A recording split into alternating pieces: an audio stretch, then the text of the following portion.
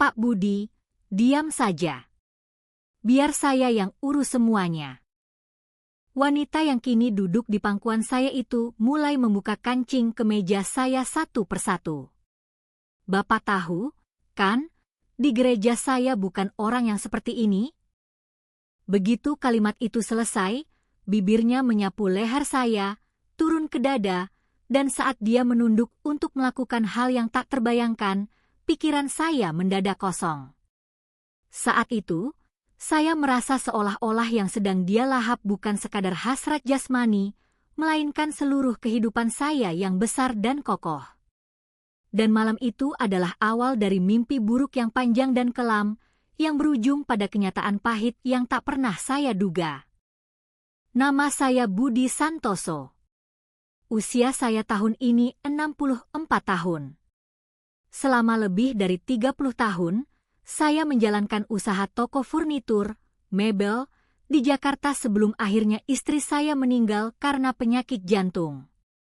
Setelah ditinggal sendiri, saya merasa Jakarta terlalu bising dan penuh kenangan menyakitkan, jadi saya memutuskan untuk pindah ke sebuah desa tenang di daerah Cianjur, Jawa Barat. Tanah di sini murah, udaranya sejuk khas pegunungan, tetapi karena sepi dan jarang mendengar suara manusia, hati saya sering terasa hampa. Karena itulah saya mulai rajin pergi ke gereja di desa tersebut. Meskipun itu hanya gereja kecil, wajah orang-orangnya ramah, sering ada makan bersama, dan yang terpenting, mereka memperlakukan saya seolah-olah saya masih orang yang berguna. Suatu hari setelah ibadah selesai, Pak Pendeta menahan saya. Pak Budi, apakah Bapak tidak merasa kesepian tinggal sendiri? Mendengar pertanyaan itu, saya tersenyum kecut dan menjawab, "Yah, saya baik-baik saja, Pak Pendeta."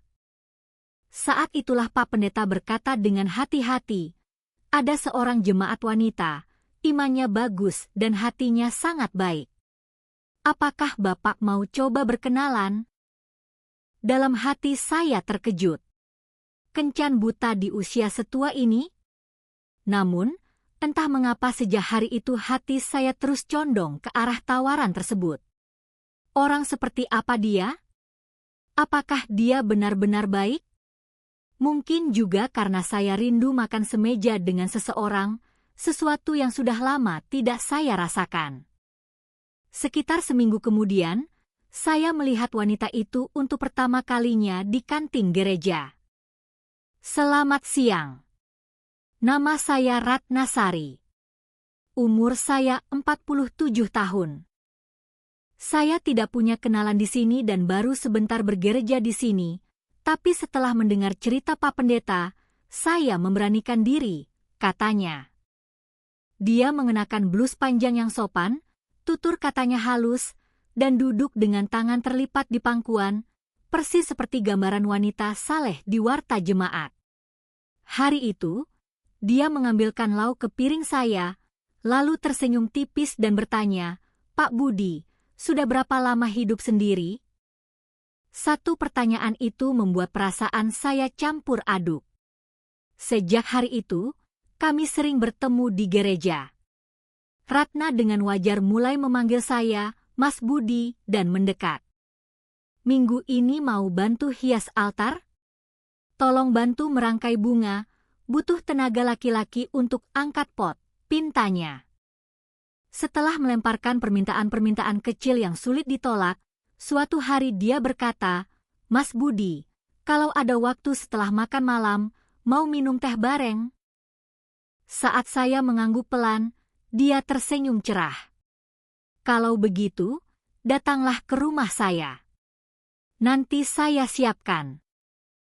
Malam itu, begitu saya melangkah masuk ke rumah kontrakannya yang sederhana, suasananya terasa agak berbeda. Di ruang tamu beralaskan tikar rotan, dia sudah menyiapkan minuman dan ada aroma lilin terapi yang wangi memenuhi ruangan. Kami berbincang pelan, dan saat saya hendak meletakkan gelas yang kosong, Ratna tiba-tiba menggenggam tangan saya. Dia perlahan mendekat, lalu duduk di pangkuan saya. "Mas Budi, diam saja. Biar saya yang urus semuanya. Dia membuka kancing kemeja saya, menciumi leher, dada, hingga ke bawah. Saat itu, akal sehat saya memutih. Namun, saya sama sekali tidak sadar bahwa malam itu saya sedang perlahan ditelan oleh keserakahan seorang wanita. Setelah malam itu, kami sering bertemu. Ratna selalu hangat dan penuh perhatian. Tanpa sadar hati saya semakin dalam, dan hasrat dalam diri saya pun bangkit kembali. Mas Budi, besok saya masakan sayur lodeh ya. Sebenarnya sudah lama sekali saya tidak memasak untuk seseorang, ucapnya. Kalimat itu anehnya membuat hati saya tersentuh. Harapan bahwa saya bisa kembali menjadi laki-laki bagi seseorang pun tumbuh. Sejak itu saya sering mampir ke rumahnya. Hanya dengan duduk berhadapan di satu meja makan saja sudah menjadi penghiburan bagi saya. Dia selalu tersenyum lembut saat menyiapkan sendok untuk saya, dan sesekali meletakkan tangannya di atas tangan saya sambil berkata, "Mas Budi percaya sama saya, kan?" Setiap kali kalimat itu keluar, entah kenapa jantung saya berdesir, seakan jatuh ke dasar perut. Mungkin sejak saat itu saya sudah merasakan ada yang tidak beres, tapi saya mengabaikannya. Suatu hari ketika saya berkunjung ke rumahnya, terdengar suara laki-laki yang kasar dari balik telepon yang sedang dipegangnya. "Pokoknya bayar utang lu cepetan. Kalau lu kabur ke Jakarta, abis lu. Ngerti?" Ratna tampak panik, buru-buru menutup telepon, lalu memaksakan senyum. "Itu kakak angkat saya. Dulu kami pernah usaha bareng, tapi sifatnya memang agak kasar." "Usaha apa?" Saat itulah pertama kalinya saya bertanya tentang masa lalunya. Dia menunduk dan berkata pelan, "Dulu saya buka toko baju di Tanah Abang. Baju bekas impor. Tapi bangkrut, jadi saya tutup. Saat itu masa-masa sulit buat saya." Ceritanya tidak terdengar seperti kebohongan. Atau lebih tepatnya, saya ingin mempercayai cerita itu. Beberapa hari kemudian, Ratna memanggil saya. Kali ini bukan untuk minum teh di rumah, tapi kami bertemu di depan sebuah hotel melati di pinggiran kota.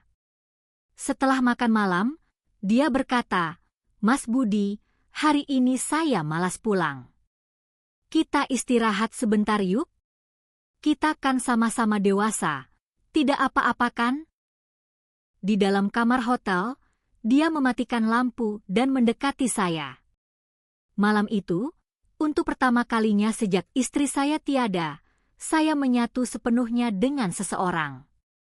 Dalam pelukan saya, dia mengatur napas dan berbisik, "Mas Budi." Rasanya seperti mimpi. Saya tidak menyangka akan ada orang yang memeluk saya sehangat ini. Saat itu, saya benar-benar tertipu dengan ilusi bahwa saya dicintai. Namun, ilusi itu tidak bertahan lama. Beberapa hari kemudian, dia menelepon dengan suara gemetar. "Mas Budi, maaf sekali mendadak. Saya butuh uang sangat mendesak. Ada sisa stok barang dari toko lama yang harus ditebus supaya masalah selesai. Saya butuh 100 juta rupiah. Dalam 2 minggu pasti saya ganti. Kalau bukan sama Mas Budi, saya harus minta tolong siapa lagi?" Saya terdiam cukup lama. Namun, tak lama kemudian saya membuka aplikasi mobile banking dan menekan kode PIN. Dia menginginkan saya telah memeluknya, dan saya merasa harus bertanggung jawab.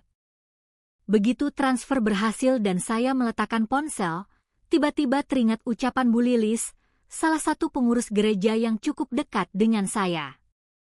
Wanita itu dulu pernah kerja di tempat hiburan malam di Jakarta. Bapak benar-benar tidak tahu. Ucapan yang dulu saya anggap angin lalu itu kini berdengung di telinga. Dan benar saja, Keesokan harinya, telepon Ratna tidak bisa dihubungi. Tidak ada balasan pesan. Rumah kontrakannya kosong melompong.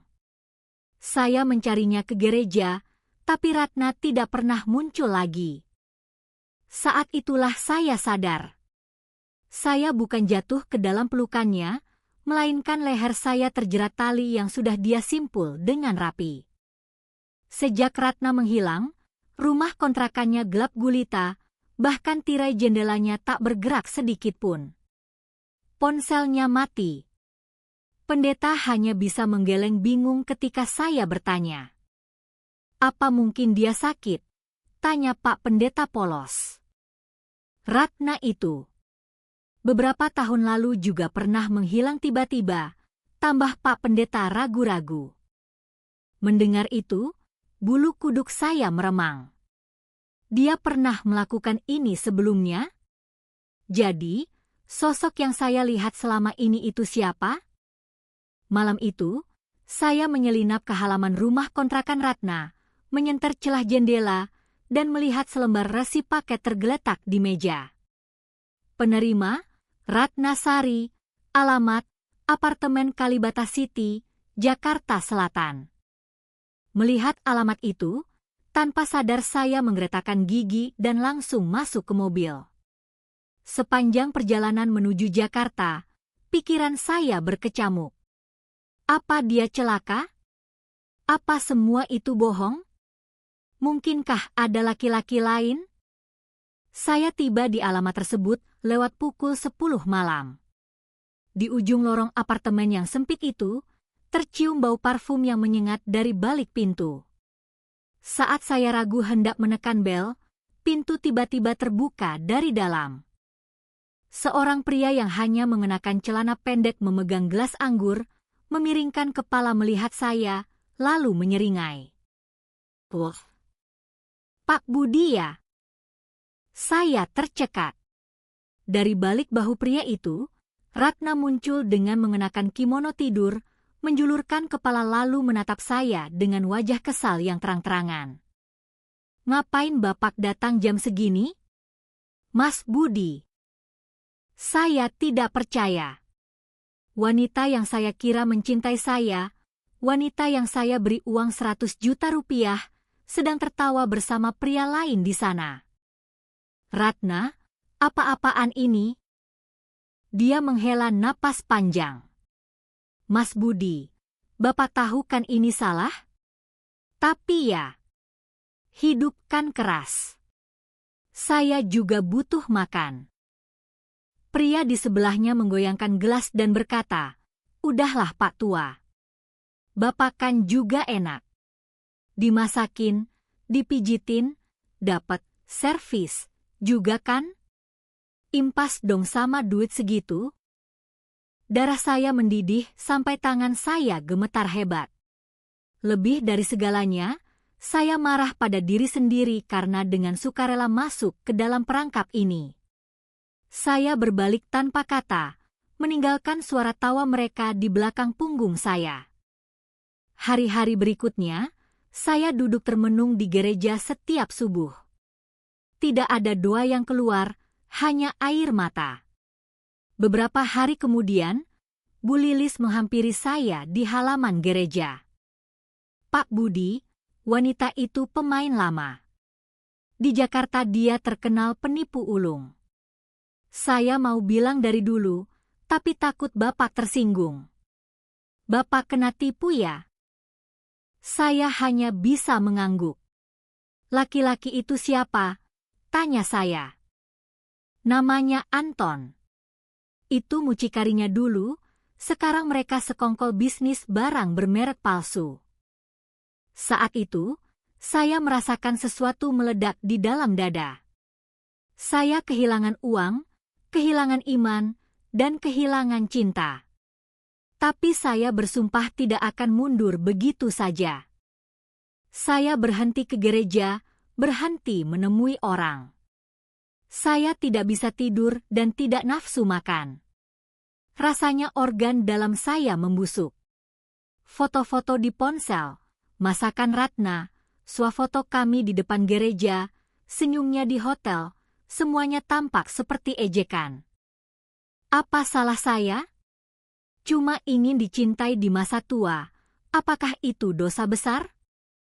Namun, setelah lama menyalahkan diri sendiri, muncul satu pemikiran. Ya, kalau sudah ditipu, sekarang giliran membalas. Saya mulai menyelidiki Ratna dan Anton. Saya menghubungi pengelola apartemen tempat saya memergoki mereka, dan dengan sedikit uang rokok kepada petugas keamanan, saya berhasil mendapatkan rekaman CCTV. Rekaman itu menunjukkan dengan jelas Ratna dan Anton keluar membawa tas belanjaan besar tepat di hari saya mentransfer uang. Bahkan ada adegan mereka melihat mobil saya pergi dari jendela sambil tertawa. Tawa itu masih terbayang jelas. Ini bukan sekadar patah hati. Ini penipuan terencana. Saya mendatangi kantor pengacara. Saya serahkan semua bukti transfer dan berkata, wanita yang saya pacari menipu saya 100 juta rupiah lalu kabur dengan laki-laki lain. Pengacara itu berpikir sejenak. Kalau tidak ada surat perjanjian utang piutang, agak susah masuk pasal penipuan murni. Tapi, kalau wanita ini punya rekam jejak melakukan hal yang sama ke korban lain, kita bisa kenakan pasal penipuan berlanjut atau penggelapan dengan pemberatan. Mendengar itu, saya yakin saya bukan satu-satunya korban. Atas saran pengacara, saya mengajukan permohonan pelacakan riwayat komunikasi dan transaksi. Sementara itu, Bu Lilis datang lagi memberi info berharga. Pak Budi, jangan terlalu menyalahkan diri. 3 tahun lalu, Ratna juga pernah melakukan ini ke seorang haji di gereja sebelah, maksudnya jemaat terpandang. Bapak itu sampai gadaikan sertifikat tanah, lalu malu dan pindah kota. Kasus itu ditutup-tutupi. Mendengar itu, tangan saya mengepal. Malam itu, saya membuntuti mereka dari apartemen. Setelah menunggu berjam-jam di dalam mobil, akhirnya Ratna dan Anton keluar. Saya mengikuti mereka ke sebuah ruko di daerah Jakarta Selatan, sebuah toko barang branded bekas, Preloved. Anton sibuk dengan pembukuan, sementara Ratna dengan luas melayani pelanggan ibu-ibu sosialitas sambil tertawa renyah. Melihat pemandangan itu, hati saya hancur sekaligus membeku. Tanpa rasa bersalah sedikit pun, mereka sedang mencari mangsa baru. Saya merekam semuanya. 2 hari kemudian, saya menyerahkan video itu ke pengacara. Bukti bahwa mereka bekerja sama, aliran dana dari rekening Ratna ke Anton, semuanya sudah lengkap. Buktinya cukup kuat, Pak Budi. Kita bisa laporkan ke Polda Metro Jaya sekarang, kata pengacara saya. Malam itu saya mengenakan setelan jas terbaik saya. Jas yang terakhir kali saya pakai saat pemakaman istri saya. Saya akan mengambil kembali harga diri saya. Saya masuk ke toko barang mewah bekas itu. Ratna sedang tertawa di balik etalase kaca. Begitu dia mendongak dan melihat saya, senyumnya langsung lenyap. Wajahnya pucat pasi. Pak Budi. Saya menatapnya tajam. Tatapan yang menyalurkan seluruh kemarahan saya. Ah, salah paham, Pak. Waktu itu saya cuma lagi stres berat. Belum sempat dia beralasan, Anton keluar dari ruang belakang. Wah, Pak Tua. Sampai nyusul ke sini? Masih belum ikhlas sama duitnya. Saya hampir saja melayangkan tinju, tapi saya menahan diri. Saya mengeluarkan salinan laporan polisi yang sudah dicap basah dan sebuah flash disk. Kalian tahu ini apa? Di dalamnya ada rekaman wajah kalian. Saya sudah serahkan ke polisi, dan pengacara saya sudah memprosesnya. Ratna ternganga, lalu memelankan suaranya. Mas Budi, kita bisa bicarakan baik-baik, kan? Saya waktu itu cuma hilaf. Perasaan saya ke Mas Budi itu tulus kok, beneran. Saya tertawa kecil. Oh ya? Kalau begitu, apa kamu masih mencintai saya detik ini juga? Dia tidak bisa menjawab. Anton maju selangkah, menepuk bahu saya dengan sombong. Laporin aja kalau bisa. Paling juga dianggap sengketa perdata. Lagian bukti apa? Cuma transferan sukarela buat jasa, nemenin tidur, kan? Saya tertawa lepas. Bukan tawa bahagia, tapi tawa hampa. Jasa menemani tidur?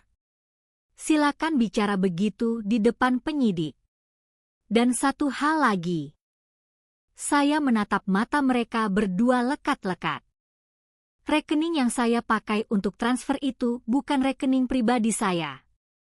Itu rekening perusahaan anak saya yang masih aktif. Kalau dipakai untuk penipuan begini, kalian akan kena pasal pencucian uang dan penggelapan perusahaan. Hukumannya jauh lebih berat daripada yang kalian bayangkan. Mendengar itu, wajah Anton berubah pucat. Saya berbalik badan. Keringat dingin mengalir di punggung saya. Ini bukan akhir, ini baru permulaan. Beberapa hari kemudian, polisi memanggil mereka. Penyelidikan mengungkap bahwa Anton juga terlibat penggunaan kartu kredit curian dan usahanya langsung disegel.